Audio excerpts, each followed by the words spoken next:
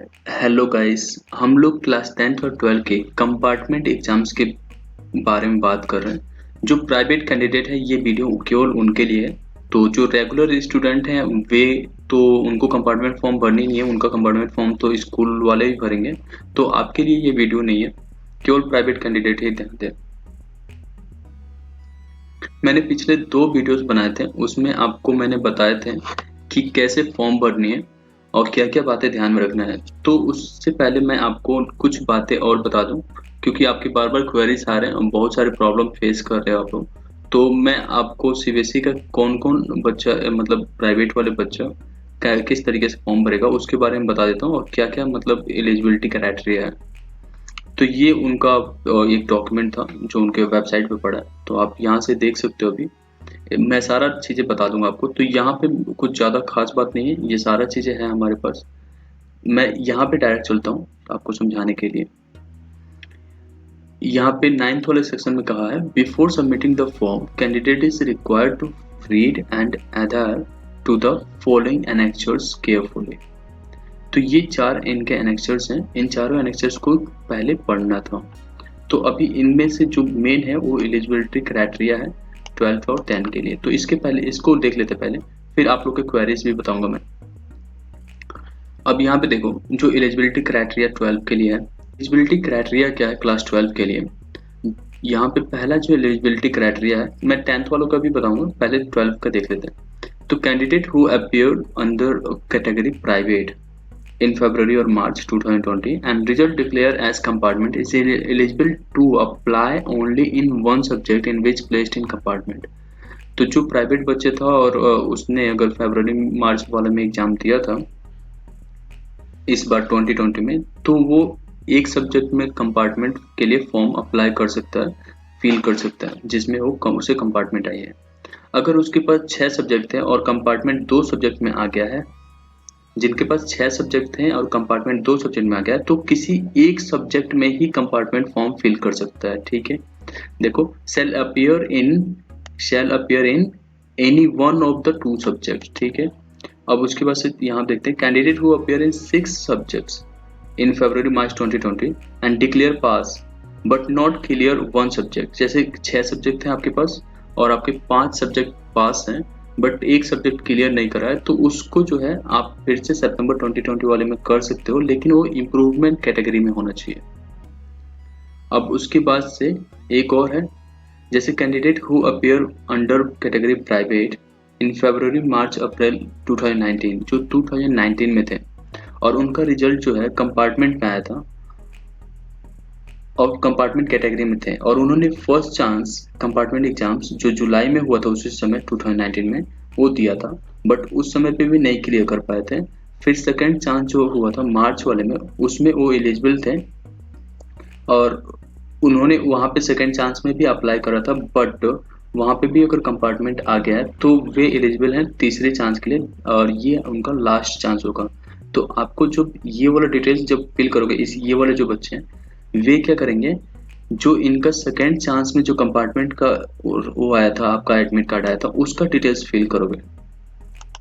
ठीक है, और उसके बाद से यहाँ पे बात करते हैं,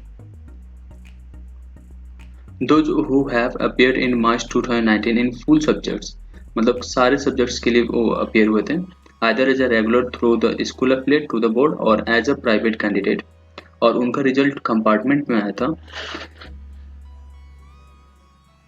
तो उनको क्या करना है, जो और उन्होंने पहले चांस में पास नहीं कर पाए थे जो जुलाई में हुआ था, this candidate have appeared for second chance compartment exams in फरवरी।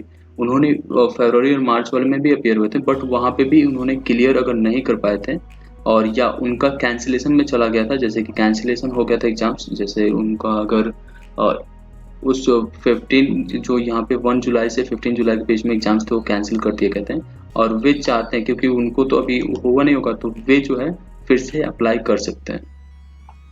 तो उनका जो होगा ना, ये सेकेंड चांस में जो एडमिट कार्ड आया था, फिर से उसी एडमिट कार्ड का डॉक्यूमेंट्स आपको मतलब जो डिटेल्स है वही फिल करना होगा।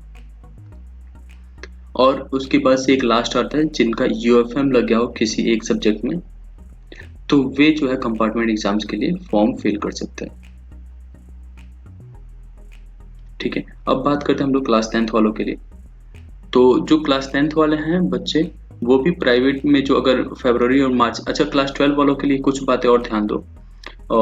अगर आपने जैसे कि पिछली बार इम्प्रूवमेंट एग्जाम्स भरा था और उसमें आप फेल हो गए हो, तो आप फिर से इम्प्रूवमेंट के लिए कुछ भी नहीं कर सकते, ना कंपार्टमेंट फिल कर सकते हो। इसके लिए पूरा डिटेल्स के लिए आप सीबीएसई के इस वाले कॉन्टैक्ट नंबर पे कॉल करके देख सकते हो, इनके वर्किंग डे पे कॉल कर सकते हो, यहाँ पे दिया हुआ है इन्होंने कॉल नंबर। तो ये वाला नंबर्स पे जो है कॉल कर लेना और इनसे डिटेल्स पूछ सकते हो। आप मुझसे भी कमेंट सेक्शन में पूछ सकते हो डिटेल्स। तो अब हम लोग बात करते हैं क्लास 10th वालों के लिए। तो क्लास 10th वाले भी सेम वे से फॉर्म भरेंगे। अगर उनका कंपार्टमेंट जैसे फरवरी मार्च में अगर जिन्होंने एग्जाम दिया था, प्राइवेट कैंडिडेट थे और उनका रिजल्ट कंपार्टमेंट पाया था, तो 1 और 2 सब्जेक्ट्स में फिर से कंपार्टमेंट के लिए फॉर्म भर सकते हैं। अब इसके बाद से हम लोग बात करते हैं जो कैंडिडेट थे प्राइवेट के और उन्होंने फरवरी और मार्च वाले में 2019 में उन्होंने एग्जाम दिया था और उनका जो रिजल्ट है कंपार्टमेंट में आया था, और फिर पहले वाले चांस में जो है उन्होंने एग्जाम दिया था, फिर दूसरे वाले चांस में भी एग्जाम दिया था, मतलब अगर उन्होंने वो नहीं किया था